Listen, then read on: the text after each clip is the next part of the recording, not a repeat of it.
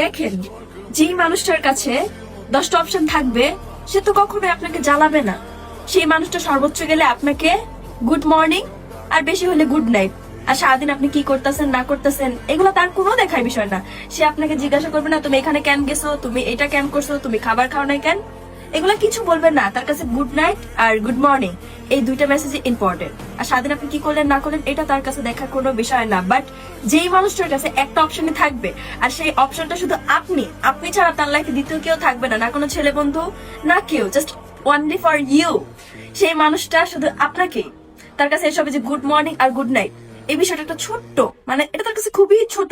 সে সারাদিন আপনার মাথা খাবে, সারাটা দিন গুড মর্নিং গুড নাইট, কই আসো, কি করতেছো, খাবার খাইছো কিনা, গোসল করছো কিনা, এখন কেন বাইরে যাবা, বা এতক্ষণ কেন বাইরে থাকবা, সারাদিন আপনার মাথা খাবে। তার সাথে আপনার 24 ঘন্টার মধ্যে মানে 48 বার ব্রেকআপ হবে আর 50 বার সবকিছু ঠিক হবে।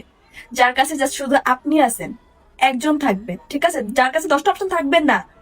আর আরেকটা কথা হচ্ছে থার্ড পার্সন। থার্ড পার্সন কি ভাই? যেখানে আপনি সত্যিকারে ভালোবাসেন সেখানে থার্ড পার্সন কিচ্ছু করতে পারবে না। থার্ড পার্সন তো দূরের কথা, আপনার বাবা মাও কখনো মানে আপনাদেরকে আলাদা করতে পারবে না। আর এটাই হইতেছে সত্যিকারের ভালোবাসা, যার কাছে একটা অপশন থাকবে। মেনশন দিন সেই 1 পার্সনকে।